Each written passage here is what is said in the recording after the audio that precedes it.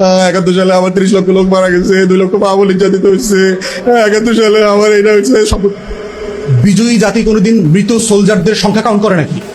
যুদ্ধের পরে কি হয়? ওরা শহীদ হয়ে গেছে, বীর দাফন কাফন করে পতাকা নিয়ে আগায় যেতে হয়।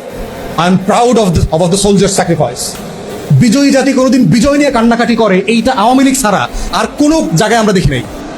এবং দেখবেন যে 71 নিয়ে খালি আওয়ামী লীগ কান্নাকাটি করে, ভাই ভাই, কারণ ও তো যুদ্ধ করে না, ও তো চোর। ও তো ওর মধ্যে হীনমন্যতা কাজ করে। ও কলকাতায় গিয়া সোনাগাছিয়ার ধর্মতলায় তো খাট কাঁপায়া যুদ্ধ করছে। আওয়ামী লীগ তো অস্ত্র ধরে যুদ্ধ করে নাই। আপনারা এম এ মোহাইমেন আওয়ামী লীগের এমএলএ ছিল 70-এর নির্বাচনে, তার লেখা বই পড়বেন, ঢাকা, আগরতলা, মুজিবনগর। ক্যাটাগরিকলি বলছে জহির রায়হানের মারলো কেন? বেচারা সাংবাদিক ছিল, যুদ্ধটাকে সারা দুনিয়াতে পরিচিত করাইছে। কারণ হলো এই আওয়ামী যে সোনাগাছির মুক্তিযোদ্ধাদের জীবন তিনি তুলে ধরছেন তার ডকুমেন্টারিতে। উনি বলছেন ফাঁস করে দেবো এটা, যদি আমার ভাইরে আমি খুঁজে না পাই, শহীদুল্লাহ কাসারে যদি খুঁজে না পাই, তো সব আকাম কুকাম সব ফাঁস করে দেবো।